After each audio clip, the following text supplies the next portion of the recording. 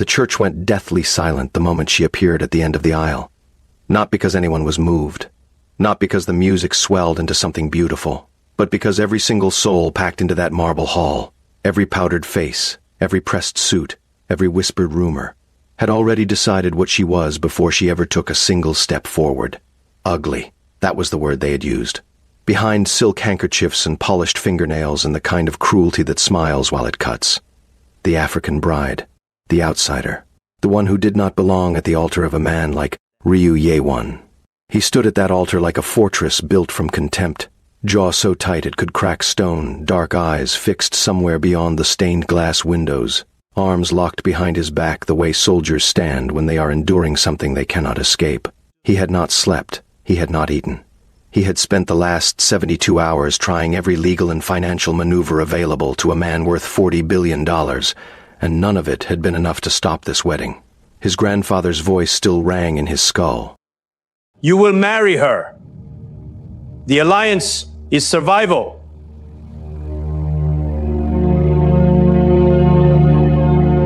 You will marry her, Ye-won. The Mensa alliance is not optional. It is survival. Sign the papers or watch everything our family bled to build turn to ash. So here he stood, waiting for a woman he had never met. A woman his own inner circle had mocked.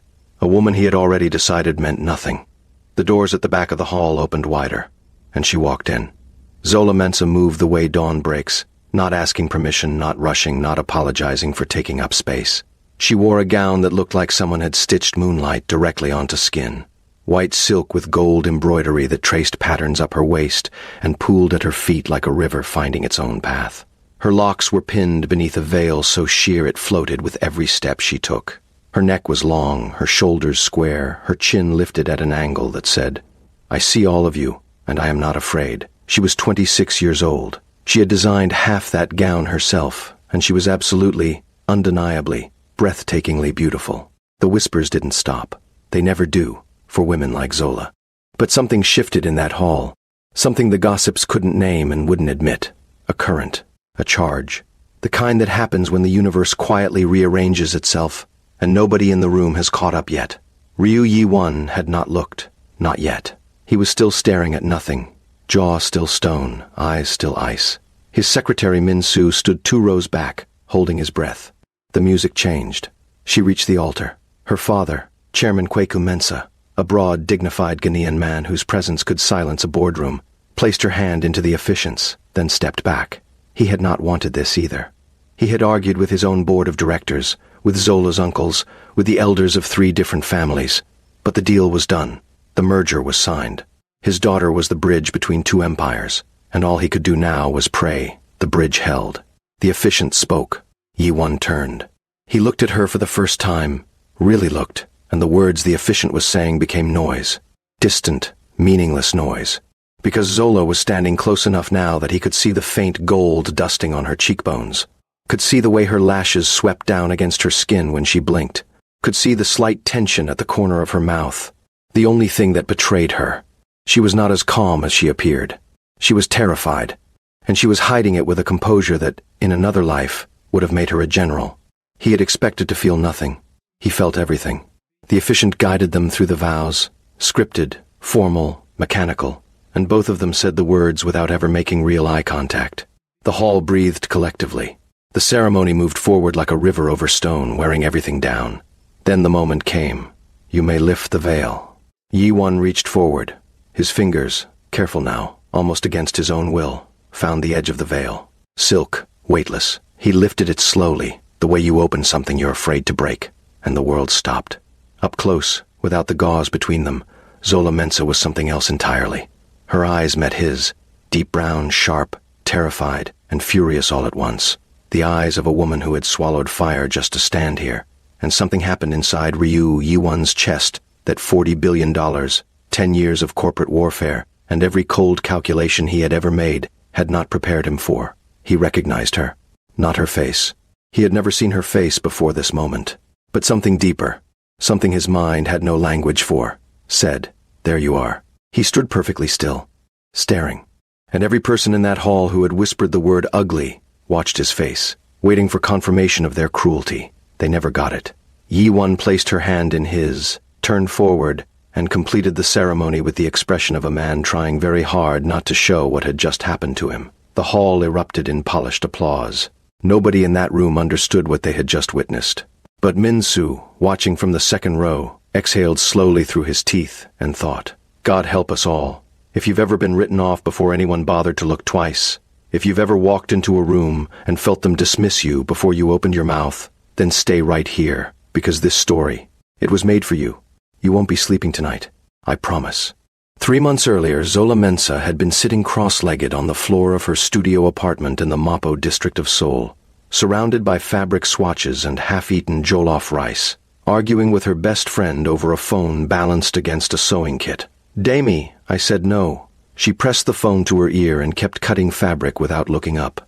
My father's business deals are not my business. I have a collection due in 6 weeks. I have a showcase in 3. And I am not flying to Accra to sit across a table from some man's grandfather and discuss the word arranged. Damie's voice came through sharp and fast. Zola, babe, listen to me. This isn't just some man. Ryu Corporation controls half the luxury textiles imported into West Africa. Your father's company has been hemorrhaging contracts for 2 years.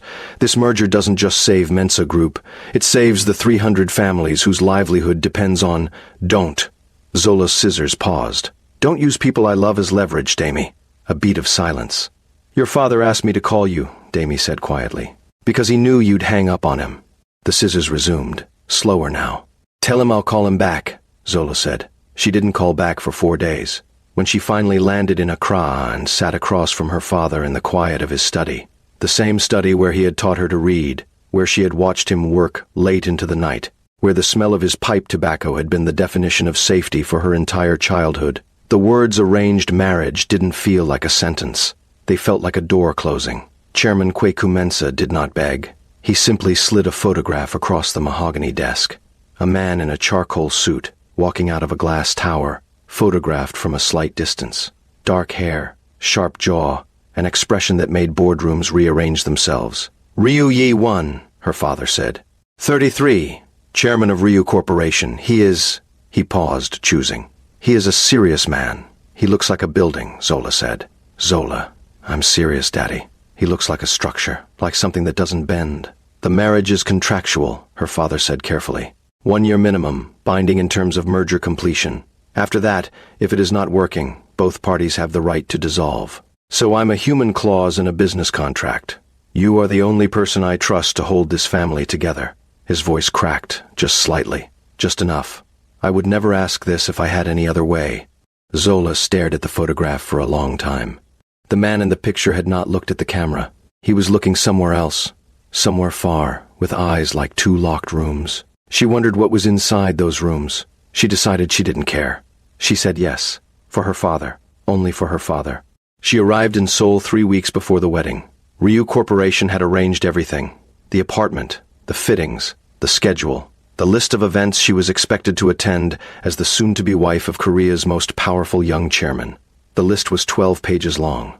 She threw it in the bin and went to find the nearest fabric market. Min-soo, Yi-won's chief secretary and the human equivalent of a very elegant anxiety disorder, found her 2 hours later standing waist-deep in bolts of silk organza, speaking rapid twi into her phone, her natural locks loose around her shoulders, laughing at something her friend had said. He stood at the edge of the market stall and stared. She was not what he had expected, not what any of them had expected, based on the deliberately unflattering portrait that had been circulated among the Ryu family inner circle, a portrait that had been taken on a bad day in bad light by someone who had clearly wanted it to come out exactly that way. Min-soo cleared his throat. Zola turned, saw the suit, saw the earpiece, and her expression shut in it immediately. Min-soo SSI, she said. His name, perfectly pronounced. She had done her research. I'll be ready at 6, whatever you need. Chairman Ryu requests. I know what he requests. I've read all 12 pages. She turned back to the fabric. I'll be ready at 6. Min-soo drove back to the tower and stood in front of Yi-won's desk. She's not what the photograph suggested, he said carefully. Yi-won didn't look up from the quarterly report. I don't care what she is. Prepare the dinner. The dinner was a disaster in the most exquisite way possible. The restaurant was 40 floors up, Seoul stretched out beneath them like a scattered constellation. It was the kind of place where silence was expensive and the service was invisible. Ye-Wan arrived first, as he always did, and sat at the corner table with a glass of water and the look of a man who had been sentenced. Then Zola walked in. She wore a dress she had made herself, burnt sienna, wrapped at the waist, with a neckline that was elegant without being obvious. Her locks were up, her earrings gold. She walked through the restaurant the way she walked everywhere, like the floor was hers, and every head in the room turned, the way they always do for women who carry themselves that way. Ye-Wan looked up from his water glass. He did not look away. She reached the table, sat, unfolded her napkin. Ryu-Wan SSI, she said, in Korean that was slightly accented but entirely correct. Thank you for dinner. He said nothing for a moment. Then, your Korean is good. I've lived here for 4 years, she said. I learn things. You're a designer. I am. A small pause. You've read the file. I read everything. She looked at him directly then, the first time, without obligation or avoidance. Just two people actually seeing each other. And the something he had felt at the altar, weeks before the wedding had even happened, flared up again like an ember he hadn't known was there. He didn't show it. He was very good at not showing things. I want to be clear about something, Zola said, picking up her menu with the calmness of someone defusing a bomb while appearing to read a menu. I respect what this arrangement means for our families. I will honor my commitments publicly. But I am not a prop. I am not a display piece, and I will not be managed. No one is managing you. Your secretary gave me a 12-page schedule. A pause. The ghost of something moved across his face. It might have been humor. It was gone before she could confirm it. I'll have Min-Soo reduce it, he said. Thank you. They ate in silence for 7 minutes. Then he said, without looking up, What were you buying in the Guangzhang market this afternoon? She looked at him sharply. Were you having me followed? Standard security protocol for someone associated with the Ryu name. That's... She stopped herself. Silk organza, for a commissioned piece. The embroidery on the veil you're designing for the ceremony. How do you know about that? I told you. I read everything. He finally looked up, and for just a moment, the locked-room eyes were open a fraction of an inch. The pattern you're using, it's an Adinkra symbol. Dwenemen, strength and humility. Zola went very still. I had to look it up, he said, and went back to his food. She stared at him for 3 full seconds. Then she picked up her fork and ate in silence for the rest of the meal, because she did not trust herself to speak, and she did not fully understand why. In the weeks between that dinner and the wedding, they were required to attend 4 public events together. Ye-Wan was present at all 4, always precise, always controlled. He did not touch her unnecessarily. He did not crowd her.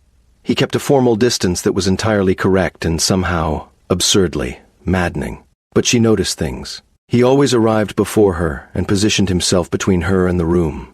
Not obviously, not in a way anyone else would clock, but she clocked it, every time. A quiet, instinctive geometry that put his body between hers and whoever posed the most social threat in any given space. She noticed that he had, without announcement, had the 12-page schedule reduced to 3 pages. That the 3 pages contained only events she had not explicitly objected to. She noticed that at the second event, a charity gala, when a drunk diplomat had placed a hand on the small of her back and leaned in with gin on his breath, Ye-Wan had appeared at her side from across a crowded room in under 15 seconds. He had said nothing to the diplomat, simply stood close enough that the man had straightened up and drifted away like smoke clearing. And then Ye-Wan had handed her a fresh glass of sparkling water and walked away without a word. She had stood there holding that glass for a long moment. She told herself it meant nothing. 1 week before the wedding, her design studio on the 4th floor of the Ryu Corporation residential building. They had installed her there. Another thing she had not asked for and had not refused, was broken into in the middle of the night. Not ransacked, specifically targeted. 3 months of collection designs, sketches, fabric samples, and the half-finished gown for the ceremony. Gone. Her laptop. Gone. Her external drive. Gone. She stood in the empty studio at 2 in the morning, lights on, arms wrapped around herself, and for the first time since this entire arrangement had begun, she felt the ground go unsteady beneath her. She called no one. She sat on the studio floor, breathing through her teeth, and started making a list of everything she would need to reconstruct. Because that was what you did. You rebuilt. She didn't hear the door open. She didn't hear him cross the room. She looked up and Ye-Wan was crouching in front of her, not touching her, not crowding her, just present. At 2 in the morning, in a dark studio, with no assistant and no announcement, still in his shirt from the late meeting Min-soo had mentioned, sleeves rolled to the elbows, looking at her the way the photograph had never shown, fully, openly. Like the locked rooms had been left slightly ajar. "When did you get here?" she asked, voice rough. "Security flagged the breach 20 minutes ago." He paused. "Are you hurt?" "No." "The gown?" Her jaw tightened. "Gone." He stood, pulled out his phone, spoke 3 sentences in Korean, quiet and sharp as a scalpel, and hung up. "I've called in a team.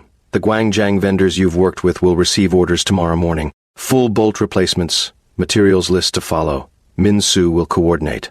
Yi-won, the laptop will be reconstructed from the server backup. Your designs were cloud synced. Did you know that?" She blinked. "No. They automatically sync to the building server. Standard for design residencies under Ryu premises." The ghost of something crossed his face again. "You should have read the welcome documents." And there, in the most impossible moment, she almost laughed. It escaped from her like air from a pinhole, short and involuntary, and she pressed her lips together immediately to catch it. He saw it. He didn't comment. But something in his posture shifted, infinitesimally, barely visible, like a door opening 1 more inch. "Go to bed," he said. "I'll handle the rest." "You don't have to." "I know I don't have to." His eyes met hers and held. "Go to bed, Zola." It was the first time he had said her name. Not Ms. Mensa, not the bride. Her name, in his voice. And it did something to her chest she had absolutely no interest in examining. She went to bed. The wedding happened exactly as described. The veil, the hall, the frieze. And then it was over, and they were standing in a reception line, her hand in the crook of his arm, receiving a parade of faces she didn't know, smiling with a precision that exhausted her. The Ryu family inner circle moved through like weather systems, cold, high pressure, assessing. His aunt said something in rapid Gyeonggi Korean about the bride's complexion, and Yi-won's hand, resting at her back for the purposes of the reception pose, pressed in, just once, just briefly, like a code she was supposed to understand. She understood it perfectly. I heard her. I'm here. His grandmother, Elder Lady Ryu, was a different kind of force entirely. She was 81 and moved like someone who had already survived everything the world had to throw and was now mildly amused by it. She looked at Zola for a long time, not the way the others looked, not with measuring or dismissal, but with the searching, direct scrutiny of someone reading a document in a language they actually speak. "You designed the embroidery yourself," the old woman said. It was not a question. "Yes, Grandmother Ryu, Dweneman." The old woman's lips curved. "Where did you learn of it?" Zola glanced, just briefly, sideways. Yi-won was looking straight ahead, jaw composed. "I was inspired," Zola said carefully. Elder Lady Ryu followed her glance, looked at her grandson for one slow, knowing moment, then made a sound in her throat that contained approximately 40 years of wisdom and moved on. The honeymoon suite was palatial, ridiculous, and contained 2 separate wings. Yi-won had arranged that himself. He stood at the window of his side, soul blazing beneath him, jacket off, a glass of whiskey he hadn't touched on the table beside him, and tried to understand what was happening to him. He was not a man who didn't understand his own interior. He ran one of the most complex corporations in Asia by being 10 steps ahead of every moving variable. He did not get ambushed by his own feelings, and yet, Zola Mensa was on the other side of a wall, and he was aware of it with every single cell in his body. He sat down, picked up the whiskey, put it back down, got up, walked to his desk, pulled out the quarterly report, stared at it. The words didn't form sentences. He closed it. "This is temporary," he told himself. 1 year. Contractual. She is the bridge, not the destination. But the Dweneman symbol floated up from somewhere in his memory. The look on her face in that studio at 2 in the morning. Arms around herself, jaw tight, not crying, never crying, just building her list. And he sat there in the dark of his wing while the city glittered below, and knew, with the flat certainty of a man who reads everything. He was already in trouble. The next morning she was at the breakfast table before him, which had never happened with anyone. She was in a loose wrap dress, locks down, reading something on her phone, a cup of tea steaming beside her. There was already food on the table. She had ordered for both of them, he realized. His usual. Black coffee, congee with pickled vegetables, half a grapefruit. He stood in the doorway for a moment. She looked up. "Your secretary sent your usual order to the kitchen," she said. "I just had them bring everything together." She went back to her phone. "Sit down. You look like you're about to conduct a site inspection." He sat, poured his coffee. You researched my breakfast preferences. I research everything, she said, without looking up, and the way she delivered it, his own words from their first dinner, reflected back at him with perfect timing, almost cracked something in his face that he was not prepared to crack. He drank his coffee and said nothing, because nothing was the safest thing he had available. She lowered her phone. We need to talk about the year. Yes. I want to continue working, my studio, my clients, my showcase. I'm not pausing my career for optics. I wouldn't ask you to. Your PR team has already sent me 3 requests to cancel client meetings in favor of... I'll speak to them. She watched him for a moment. You're easier to deal with than I expected, she said. It was not entirely a compliment. You expected worse. Everyone warned me you were impossible. He picked up his spoon. Everyone is usually referring to business contexts, he said. I'm differently difficult at home. It was possibly the most personal thing he had said to her. He seemed to realize it a half-second after it left his mouth, and a very controlled blankness dropped over his expression like a curtain. But she had already caught it, filed it, held it. I'll keep that in mind, she said, and looked back at her phone, and he spent the rest of breakfast being grateful that she had not pressed further, and deeply, irrationally annoyed that she hadn't. By the end of their first week, a pattern had emerged. They occupied the same penthouse like 2 solar systems with overlapping orbits, distinct, self-sustaining, but increasingly aware of each other's gravity. She worked from 7 in the morning until mid-afternoon. He left before 6 and returned after 10. They crossed paths at breakfast when she was early, and at dinner when he was home, which happened. She tracked it without meaning to, more often as the week progressed. On Thursday, he brought her a coffee from the place 3 streets over, set it on her studio table without comment, without making eye contact, and walked away. She stared at the cup for a full minute. On Friday, she left a container of Golof rice in the fridge with his name on it, a running joke in her head, since he couldn't eat spicy food without what Min-Soo had once described as a complete loss of composure, but she had made it mild, specifically, measurably mild. She got home at 9 that night to find the container empty in the dish rack, washed and dried.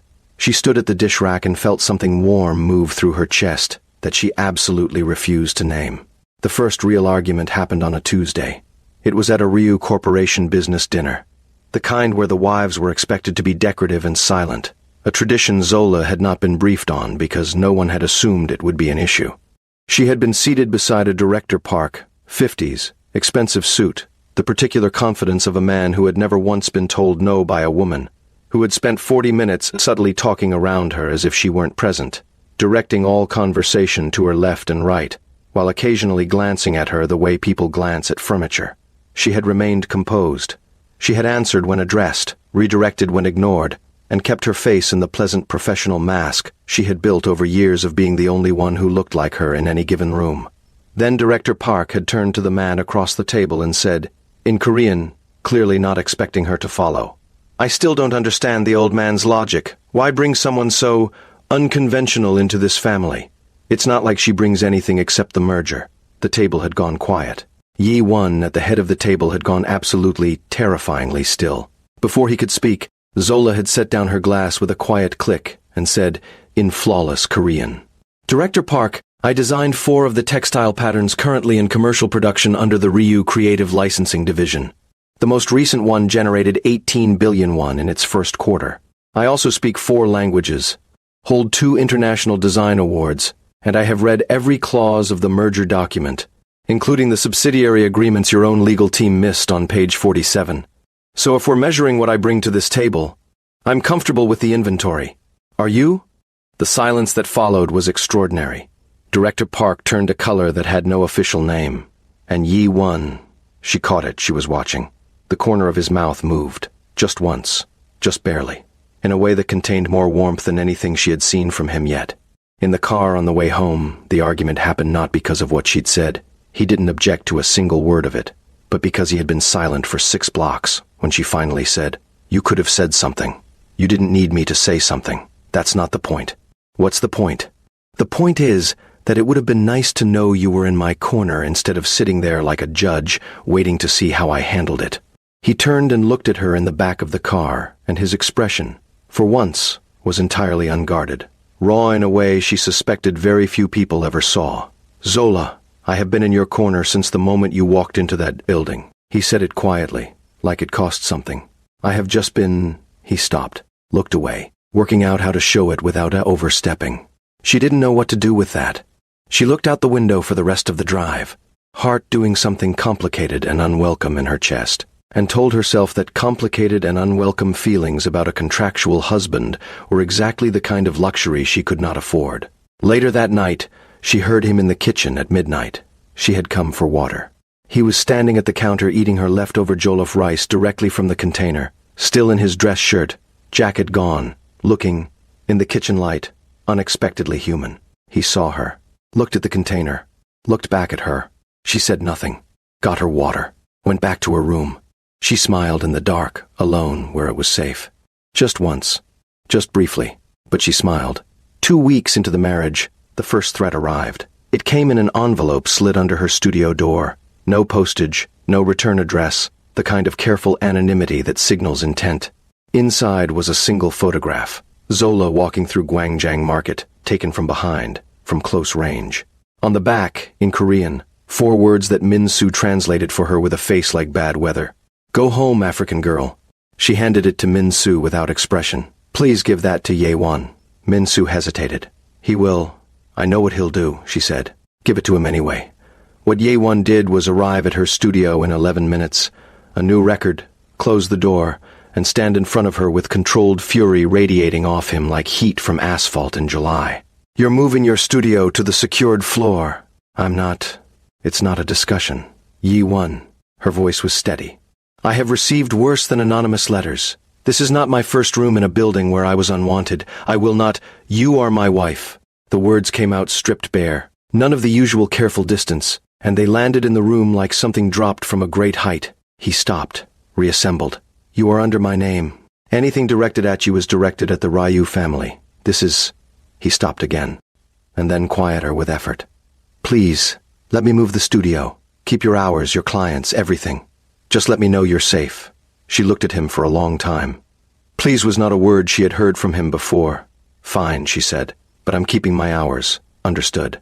He moved toward the door, and she said, before she could stop herself, "Ye-won." He turned. "Thank you," she said, "for the please." Something crossed his face then, something she still didn't fully have a name for, and he nodded once, and left. Min-soo, waiting in the hallway, watched the chairman walk past with an expression he had never worn before.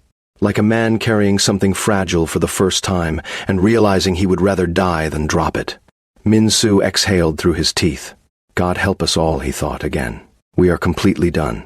3 weeks in, the name of Director Park came up again. This time in a briefing that landed on Ye-won's desk at 6 in the morning. Park D-young, 53, 20-year veteran of Ryu Corporation's board. And, according to the intelligence document Min-soo had compiled overnight, the current point of contact for a hostile acquisition group that had been quietly buying Ryu Corporation shares through shell companies for the past 8 months. The same Director Park who had made the comment at the dinner table. The same man who had been, the document suggested, behind the break-in at Zola's studio. The designs that were stolen were not resold. They were delivered to a competing fashion house, one with quiet equity ties to Park's private portfolio. Ye-won read the document twice, set it down. Sat very still for approximately 90 seconds. Then he called his legal team, his security head, and one other number, a private one that was not listed in any directory, that represented a particular set of capabilities that Ryu Corporation officially had no relationship with. By noon, Park D-young had received a legal notice, a board suspension, and a message delivered in person by someone whose presence alone was sufficient communication. He did not set foot in Ryu Corporation premises again. Ye-won did not tell Zola any of this. He moved it, handled it, sealed it. The way he handled everything, cleanly, completely, without asking anyone to thank him. But Zola had heard things. She had her own networks. Damie called her from Accra, with details that had leaked through 3 industry contacts, and Zola had sat with her phone pressed to her ear, listening and thought. He burned it down, for a studio break-in. He burned it all the way down. She sat with that for a long time. She didn't know what to do with a man like this. She had spent 4 years in Seoul building armor, building reputation, building walls, because in every room she had been the one who didn't belong, the one who had to prove herself 3 times before she got half the credit. She had learned to need nothing from anyone except herself, and here was this man quietly, systematically, without announcement, making the world a slightly safer shape around her. She was furious about it. She was devastated by it. She was not, she told herself firmly, falling in love with him. The gallery showcase happened on a Thursday evening at the end of their 4th week. It was Zola's professional moment, the culmination of the collection she had been rebuilding from scratch, reconstructed from cloud backups and memory, and 4 nights of work that had left her studio littered with empty teacups. The showcase was small by Seoul standards, intimate, attended by the specific kind of tastemakers who mattered in the international design world. Ye-won was not on the guest list. He showed up anyway.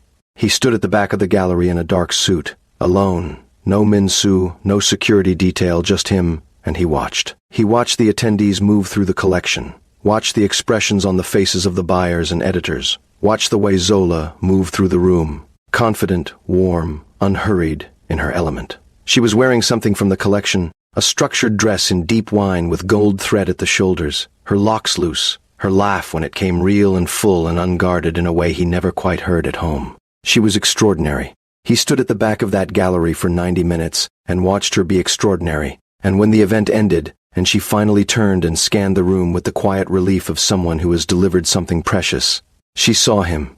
She went very still. He nodded.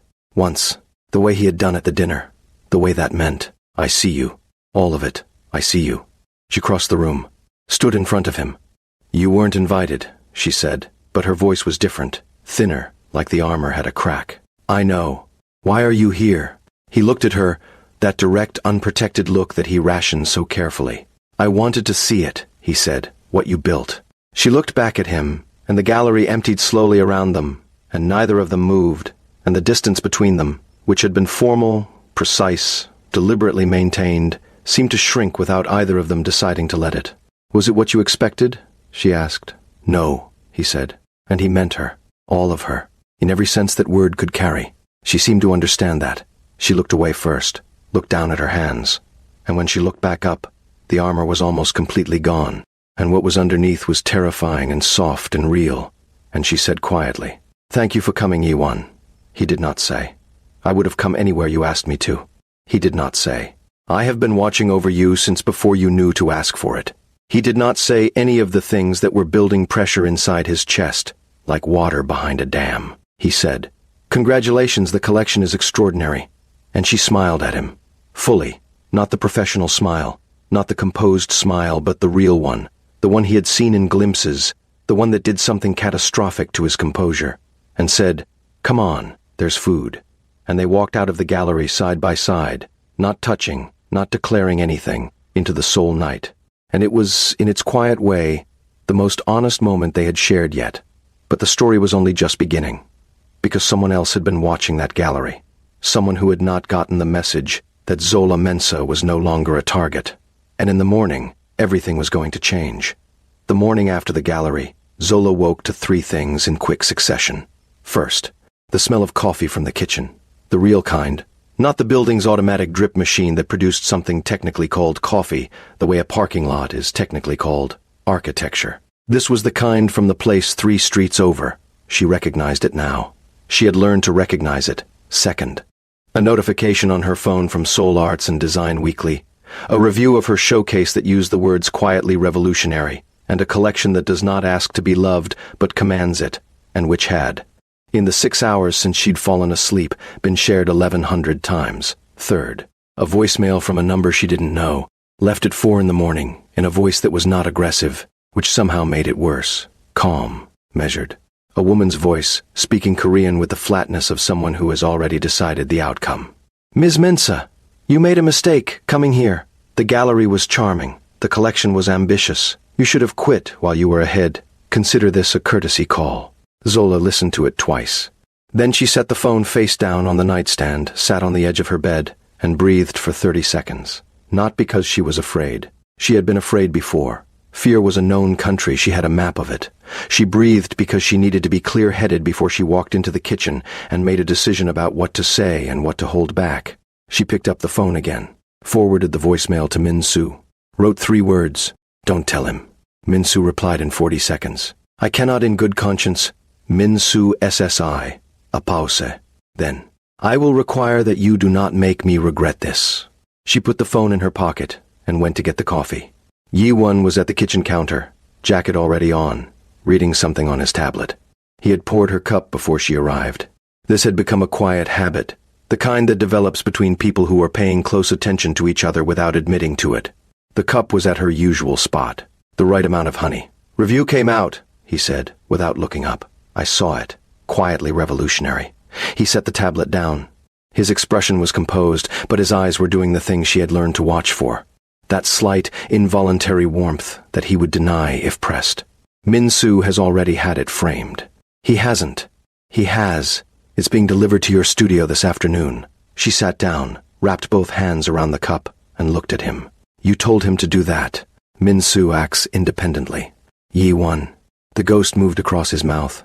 "Drink your coffee." She drank her coffee. Outside, Seoul was doing its morning routine. Gray early light burning off, the city assembling itself, the Han River catching silver where the sun found it. From 40 floors up it looked like a painting of a city, not a city itself, which was one of the things she had never quite gotten used to about living here. The altitude of his life, the way everything below seemed to be happening at a remove. "You have the Lim Group meeting this morning," she said. He looked up. "How do you know about the Lim Group meeting?" "Min-soo's calendar is synced to the building system. The building system is visible from the residential network." She picked up her cup. "You should know your own infrastructure." He stared at her.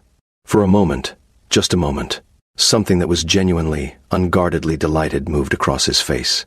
He arrested it immediately, but she had already seen it, and she filed it away in the place where she was keeping all the things she was pretending not to collect. "The Lim Group meeting is complicated," he said, "because Chairman Lim wants the Busan port contracts, and you want his semiconductor supply chain, and neither of you is willing to blink first." "How 4 languages, Yi-Won?" She raised an eyebrow.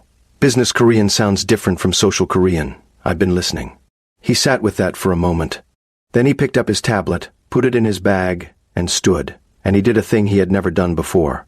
He stopped beside her chair on his way to the door, not touching, not crowding, but present in the way that his presence had increasingly begun to mean something other than proximity. "The collection review," he said quietly. "It is exactly what you deserved, for what you rebuilt." He said it looking at the window, not at her, which was how she knew he meant it entirely. She said nothing. She couldn't trust her voice. He went to work. She sat in the kitchen for 4 minutes after the door closed, holding a cup of cooling coffee, staring at nothing, and being absolutely furious with herself. The voicemail sat in her pocket like a stone all morning. She worked in the new studio on the secured floor, which she had refused to admit was better than the old one, though it was objectively better. More light, better ventilation, the kind of silence that actually contains silence rather than just muffle. She ran fabric through her hands and thought in the way she always thought when she worked, laterally, without forcing, letting things surface. The voice had been female, calm, resourced, not the unhinged rage of an internet comment or the clumsy threat of the envelope, organized. This was someone with access to her direct number, which was not published anywhere public. This was someone who had been at, or monitoring, the gallery. She thought about Director Park, removed from the board 3 weeks ago by forces she had not witnessed, but had heard about through 3 industry contacts and 1 very indiscreet conversation between 2 junior Ryu Corporation executives in an elevator who had not seen her standing behind them. Park was gone, but his network wasn't. She cut a length of indigo silk and thought, connected. He has people I haven't mapped yet. And then she thought, Ye-won will burn this one down too, the second he knows. And that thought was followed immediately by, and that is exactly why you cannot tell him yet. It wasn't that she didn't trust him. That ship had sailed somewhere around the night he showed up in a dark studio with rolled-up sleeves and 3 sentences of Korean sharp enough to cut glass, and she was old enough to know it. It was something else. Something about standing on her own feet. 4 years of building her reputation in this city alone. Every door she'd opened herself, every room she'd earned by force of work, and she was not about to become a woman who handed every problem to her husband and waited. She needed to understand the threat first, then she could decide. She picked up her phone and called Damie. Damie Osai was the kind of friend who knew things. This was not magic. It was research and network and 10 years of being the most socially wired person in any room she occupied. She ran a public relations firm out of Accra that had clients in 4 countries, and her unofficial specialty was knowing which skeletons lived in which corporate closets. Already on it, Damie said, before Zola had finished describing the voicemail. The gallery last night, I saw the coverage. Babe, you made a statement. Someone else made a statement too. I need to know who. Female, calm, resourced, Damie repeated back, processing. Connected to Park's network but separate enough to still be operational. A pause, the kind where Zola could hear her friend thinking. There's a name that's been circulating in some of the finance circles I monitor. Han Seo-yeon. She is, another pause, the sound of typing, 41. Formerly a senior equity partner at a fund that had exposure to the hostile acquisition attempt on Ryu Corporation. The one your husband dismantled. Zola went still. Park's acquisition group. She was positioned to make a significant return if that takeover had gone through.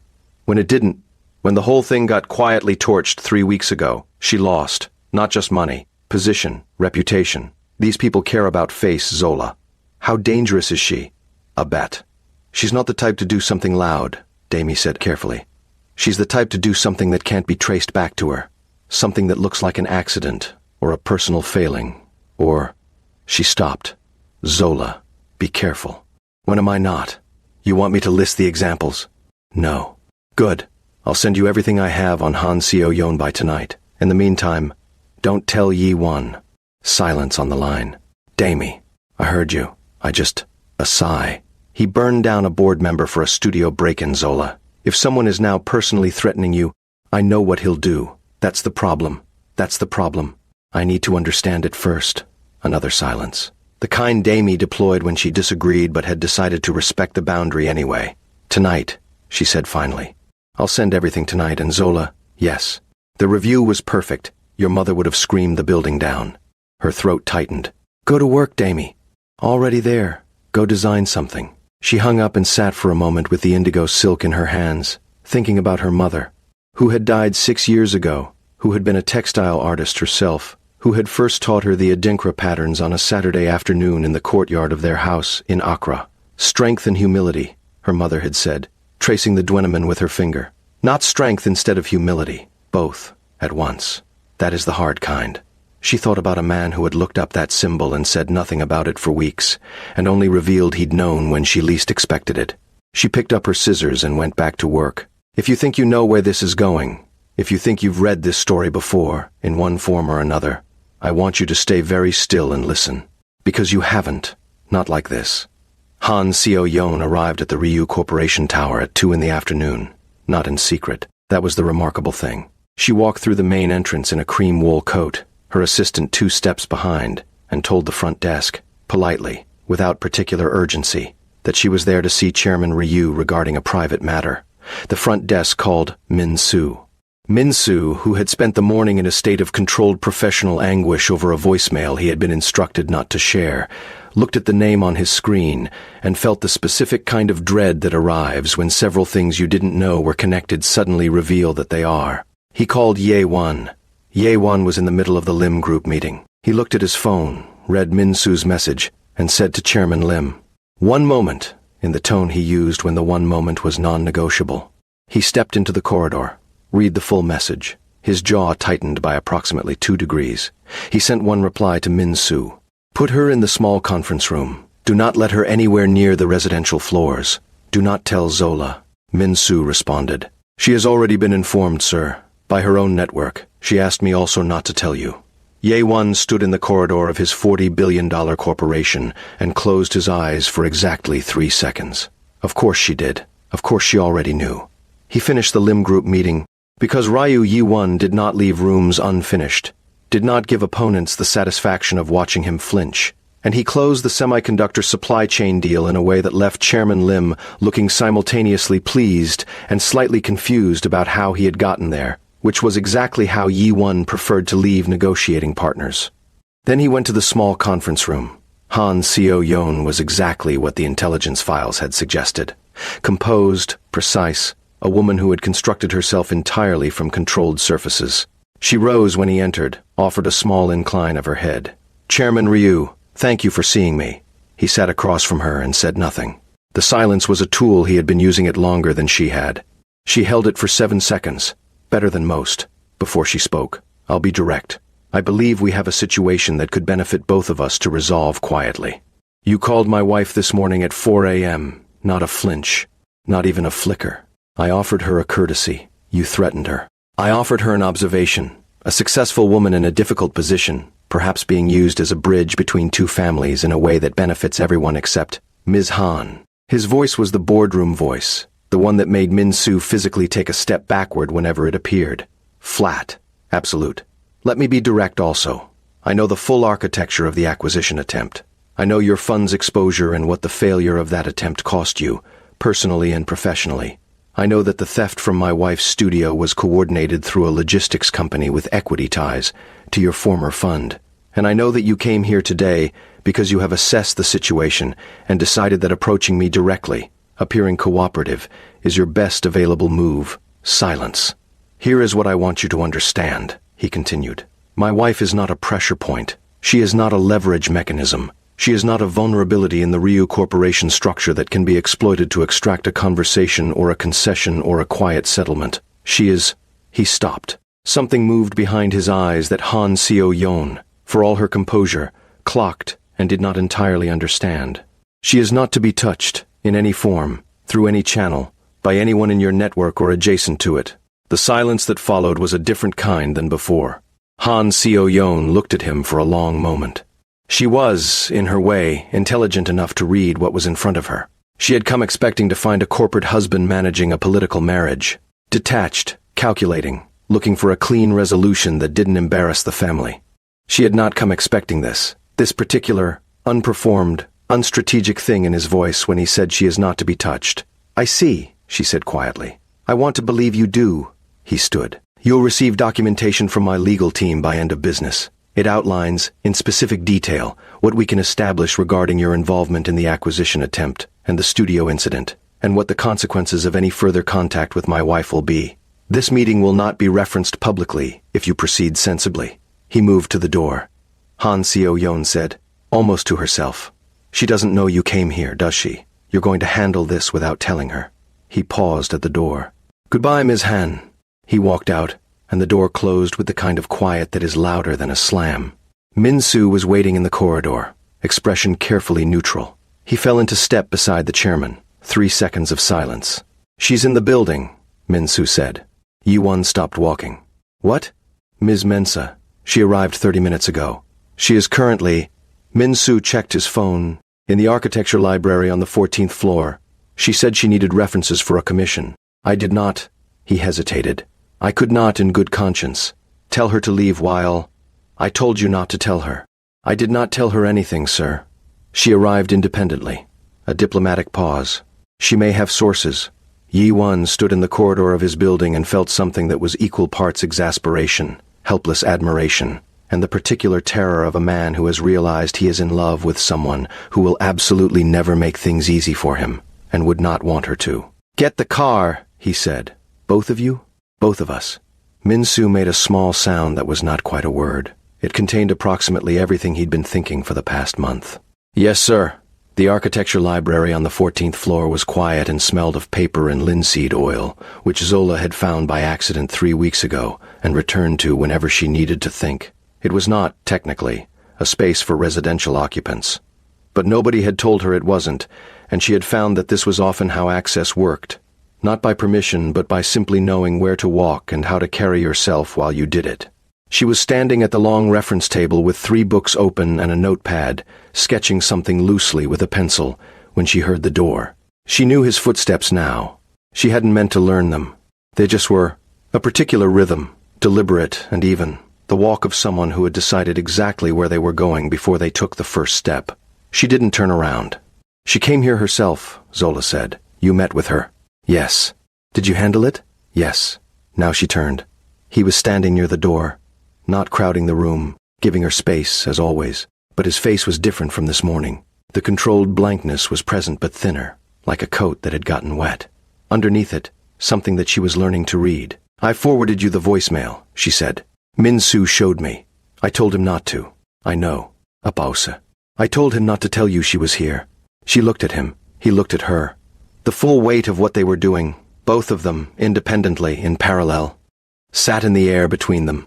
We're both terrible at this, she said. At what? Letting someone else in. She set her pencil down. I spent 4 years in this city doing everything alone. I got very good at it. I don't actually know how to... She gestured, vaguely, at the space between them. Have backup. He was quiet for a moment. I built a corporation from a framework my grandfather nearly destroyed, he said. Every person who offered me anything in the last 10 years wanted something in return. I got very good at assuming the offer was the trap. And now? He crossed the room. Not fast, measured, the way he did everything, until he was standing close enough that she had to look up slightly to meet his eyes, which she found she was doing more and more without meaning to. Now, he said, I am trying to determine how to unlearn 10 years of assumption in the context of someone who is... He stopped, looked away briefly, looked back. Considerably more difficult to categorize than I expected. Is that a compliment? It's an honest statement. I don't give compliments often. What do you give? He looked at her for a long moment. Coffee, he said finally. From the place 3 streets over, apparently. She almost smiled. The armor was doing that thing again. The cracking. The hairline fractures spreading from the center outward. And she was running out of reasons to repair it. Han CEO Yon, she said. Is she finished? She's finished. You're sure? I am always sure when I am sure. He said it without arrogance, a simple statement of fact, and she believed him completely. She nodded, looked at her sketches on the table. I found out about the acquisition attempt on my own, she said. The studio break-in, park, and what you did after. I know you didn't tell me. Silence. I was not, he started carefully. You were protecting me. She looked back at him. I know why. And I'm not angry about it the way I would have been 6 weeks ago. She paused. I'm asking you to try, going forward, to tell me. Not to handle it and present me with a solved situation. To tell me while it's still happening, and let me be part of what comes next. He held her gaze. And in return? In return, I will forward you threatening voicemails promptly, rather than sitting on them for 8 hours and trying to map the network myself. The ghost moved across his mouth, more warmly than usual. That is a very specific concession. It's the only one available right now. Don't push it. He held her gaze for one more beat, and then he did something she had not anticipated. He extended his hand. Not a handshake exactly, an offer. The same gesture he had used at the altar, deliberate and careful, like something fragile. She looked at his hand. She took it, not theatrically, not with trembling or significance, just held it. Fingers against fingers, standing in a library that smelled of paper and linseed oil in the middle of a Tuesday afternoon, 4 weeks into a marriage that had started as a contract and was becoming something that had no good word for it yet. They stayed like that for approximately 4 seconds. Then she said, Your Lim Group meeting, did you close it? Yes. Semiconductor supply chain? Yes. Good. She released his hand and picked up her pencil. Min-Soo is probably outside the door having a medical event. Almost certainly. Tell him I'll need the car at 6. I have a client call. He turned to leave. At the door, he paused in the way that she had learned meant he was about to say something he had considered and decided to say anyway. The sketch, he said, without looking at it. On the table. What is it for? She looked at the notepad. A loose illustration, structural lines, a gown taking shape in graphite. A commissioned piece. For a client in Lagos. He nodded. Then, the embroidery at the collar, Sankofa. She went very still. Sankofa. The Adinkra symbol for looking back to move forward. She had sketched it in without thinking. Reflex, instinct, the visual language she thought in when she wasn't monitoring herself. You looked that one up too, she said. I've been reading, he said simply, and left. She stood at the reference table for a long moment, staring at the sketch, and told herself very firmly, with a great deal of conviction, that she was not falling in love with her contractual husband. She told herself this 3 times. It didn't work any of the 3 times. The dinner that week was not a corporate event. It was not a function, a public appearance, or an obligation on any of the 3 pages of schedule she still maintained. It was a Tuesday night at home, the kind that had started happening without announcement, without anyone formally agreeing to it, where she cooked because she found it grounding and he did the dishes because, as he had once said, looking genuinely puzzled by her expression. It is logical, you prepared. The next step is cleanup. She had made groundnut soup that night. Proper, the kind with the depth that requires hours. She'd been simmering it since noon. He had come home at 8, earlier than usual. And she had watched him, from the kitchen, do the thing he always did when he arrived. Stand inside the door for a moment, like a man checking whether the air inside is different from the air outside. Decompressing. Shrugging off the corporation and everything it required of him, layer by layer, until something quieter emerged. He came to the kitchen doorway, smelled the soup, said nothing, but something in his posture shifted, the way a person shifts when something smells like safety. "Sit down," she said. 15 minutes. He sat at the kitchen counter and read his messages while she finished, and they existed in the same space without tension, without performance, and she thought, this is the strangest thing, this specific ordinary thing. When they ate, he had 3 bowls. He did not comment on this. She did not comment on this. She refilled his bowl without asking, and he accepted it without making an event of it, and this quiet transaction felt more intimate than anything they had done yet. "My grandmother called today," he said, somewhere in the 3rd bowl. "Elder Lady Ryu. She wants to have lunch, the 2 of you." He looked at her carefully, reading her reaction. "I told her it was your decision." "When?" "Saturday, her estate in Yongan." Zola set down her spoon. The grandmother, sharp eyes, the Dwenaman acknowledgement, 40 years of wisdom in a single throat sound. "Does she do this often? Lunch with the new wife?" "She has never done it before," Zola considered. "I'll go," he nodded. Went back to his soup. "Then, she will ask you things." "I expect so. She asks the kind of things that are difficult to—" He paused, and she realized he was actually genuinely uncertain how to phrase what came next. It was rare enough that she gave it all of her attention. "She has a way of asking questions that make things clear that you perhaps preferred to leave unclear." Zola looked at him. "Things like what?" He looked back at her, and the room was quiet, and the city was outside the window doing its blazing nighttime thing, and neither of them looked away. "Things," he said carefully, "about the nature of arrangements." She held his gaze. "I'll manage. I know you will. I'm not." He stopped again, collected himself. "I wanted to warn you. Because you want me to be prepared. Because I want you to be prepared." And then, quietly, "And because whatever she asks you, whatever you discover that you want to say, I would prefer to hear it from you directly, before she tells me what she observed." The soup was warm. The city was outside.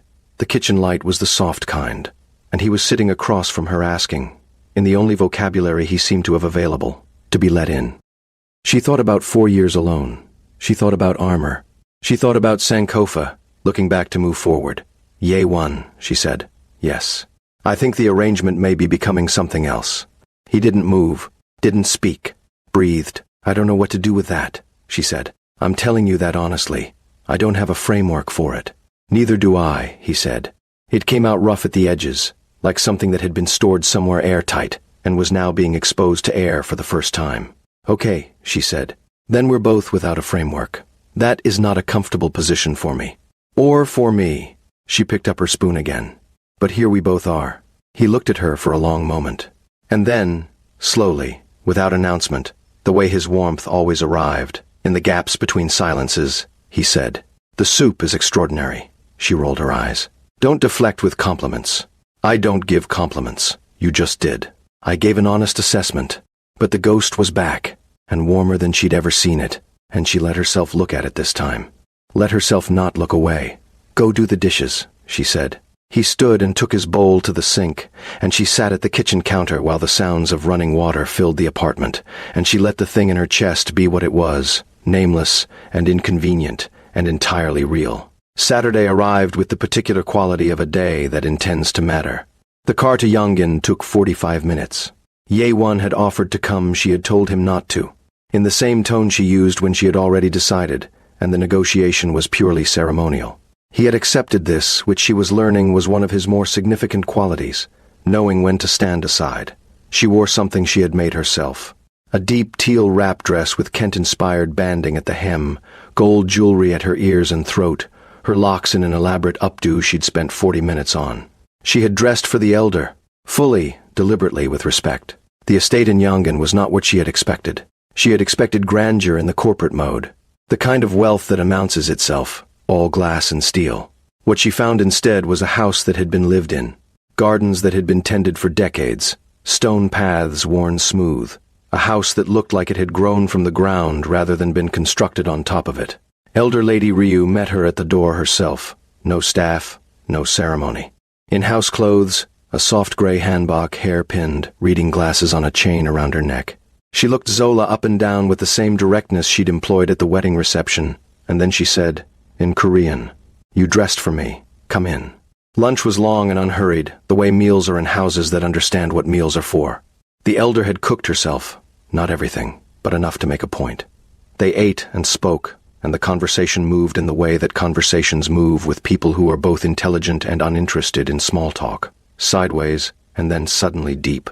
He was difficult as a child, Elder Lady Ryu said, somewhere in the second hour, pouring tea with the steadiness of someone who had poured thousands of cups.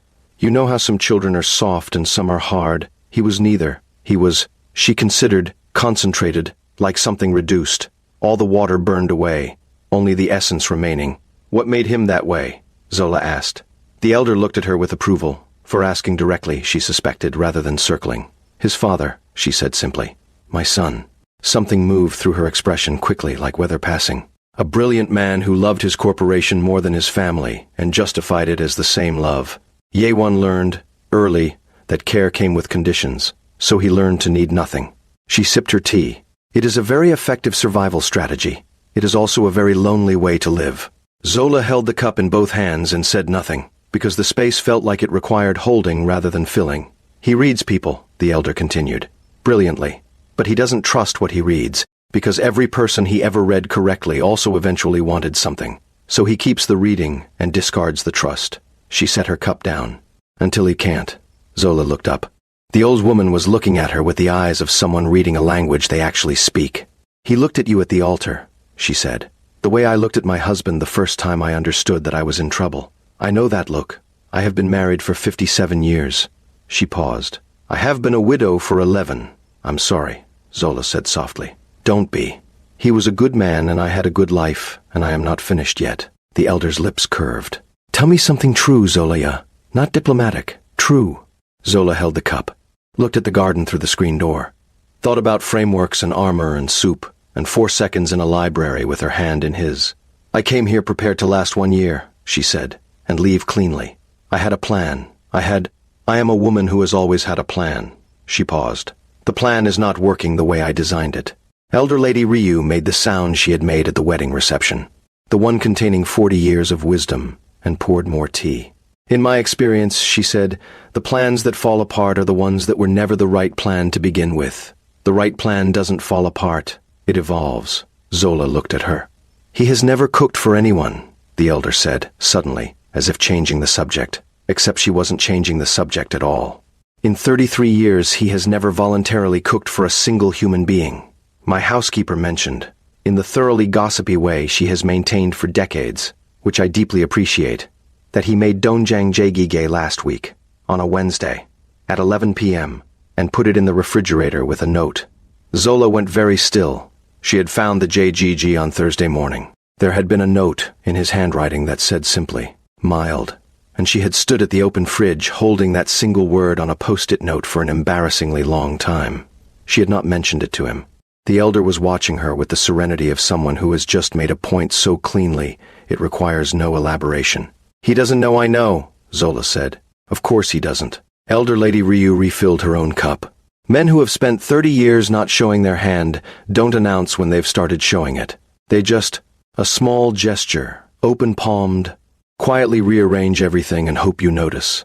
Zola sat in the garden-scented room on a Saturday afternoon and let this settle through her like water through soil. Slow and irreversible, finding every dry place. What do I do with that? She asked. And it was real, the question, not rhetorical, not composed. Just Zola Mensa, 26, without a map. The elder looked at her kindly. You notice, she said simply. Loudly enough that he knows you noticed, and then you let the plan evolve. She got back to Seoul at 5 in the afternoon. He was home. She could tell before she opened the door, his shoes at the entrance, the faint sound of something in the study. She had not expected him home yet. She stood in the entryway, shoes in hand, and made a decision. She walked to the study door, knocked once, opened it. He was at the desk, reading, not corporate documents, for once. Something thinner. A book. He looked up, and surprise moved across his face, quickly controlled, as she walked into the study and sat in the chair across from his desk, without asking. How was she? He said. Extraordinary. Zola crossed her legs, settled back. She told me you were concentrated as a child, like something reduced. Something flickered in his expression. She says that about everyone. She told me you've never cooked for anyone in 33 years. Zola watched his face. In her words, not mine, a pause. His expression did something complicated. I also found the post-it note, she said. mild, on a Thursday morning. She held his gaze. I didn't say anything then because I didn't know how to say it correctly. I think I know now. He sat very still, the way he sat when the locked rooms were deciding whether to open. I noticed, she said. I'm saying it loudly so you know I noticed. The silence in the study was the full, specific kind that contains more than silence. Yi-Won set down his book. He looked at his desk for a moment, then at her, unguarded, both rooms open, nothing between them and his actual face. I did not know how to do this correctly either, he said. For the record, we've established we're both without a framework. Yes, so we build one. He looked at her. Together, she confirmed. And it was not a confession or a declaration. It was a construction. Two architects standing in front of an empty lot, looking at each other, agreeing to begin. He picked up his book. She did not leave. She pulled out her sketch pad from her bag. She carried it everywhere and began to draw, and the study filled with the sound of pencil on paper and occasional page turns, and neither of them said anything else for a long time, because nothing else was needed. Min-soo, who had knocked on the study door at 6 with schedule reminders and stopped when he heard the quality of the silence inside, stood in the hallway for a moment. Then he turned around, walked back to his office, sat at his desk, and allowed himself 1 full minute of private relief before returning to his work. God help us all, he thought, but this time, it was not the dread version. It was the other kind, the kind that sounds like, finally. 3 things happened in the following week, and each of them mattered. The first, Zola's showcase review was picked up by an international design publication, the kind with a circulation in 8 countries, and her commissioned work list tripled in 10 days. She handled this with the composure of someone who had worked for this moment for years, which she had. She also sent Damie a voice note that was 12 seconds of screaming, and then hung up. The second, Yi-Won renegotiated a supply clause in the Mensa Group merger agreement, unilaterally, without consulting her, but left the document on the breakfast table with a tab on the specific page and the notation, in his handwriting. Reviewed and improved. Your father's team will want to look at Section 7. She reviewed Section 7. He had removed a liability clause that had been quietly, systematically disadvantaging her father's company for 3 years. He had not mentioned it. She had not mentioned it. She had, however, made jollof rice that night and left it in the fridge with a note that said, "Extra pepper. You can handle it." The container was in the dish rack, washed and dried, by morning. The third, her visa. Her residency visa, tied to her design studio registration, had been quietly upgraded, without her knowledge, without her request, to permanent resident status. She found out from the immigration office when she went to renew her work permit, and the officer looked at her with mild confusion and said the matter had been resolved 6 weeks ago through the Ryu Corporation legal office. She came home and found him in the kitchen at 9 p.m. Unusual, he was rarely home before 10, and she stood in the kitchen doorway and looked at him. He looked back. "You are a complicated man," she said. "Yes. You cannot keep doing things without telling me. I am trying to unlearn 10 years of assumption. Try faster." Noted. He put down the mug. "Are you angry?" She thought about it honestly. Checked the interior. "No," she said, "but I need you to understand something." She crossed the kitchen and stood in front of him. Close. The formal distance completely dissolved now, somewhere between the studio and the library and the Saturday afternoon and all the meals. "I am not a building to be maintained from the outside. You can't just shore up the foundations and replace the wiring and leave me a note about the improvements. I need to be part of it." He was looking at her with the full open expression again. No curtain, no distance. "I know," he said. "Do you?" "I am learning," he said. And then, carefully, like crossing a threshold, "I would like to keep learning." She looked at him. He looked at her. The kitchen was warm, and Seoul was outside, and the thing in her chest had run out of names to refuse, and was simply being what it was. She reached up, slowly, without announcement, and adjusted the collar of his shirt, which had been slightly folded. A small, ordinary gesture. The most ordinary gesture in the world, the kind that moves between people who have stopped pretending that they are not what they are. His hand came up and covered hers. Just that. They stood in the kitchen at 9 on a Tuesday night, not kissing, not declaring, not resolving the question of what they were or where this would go, or what the contract meant or didn't mean.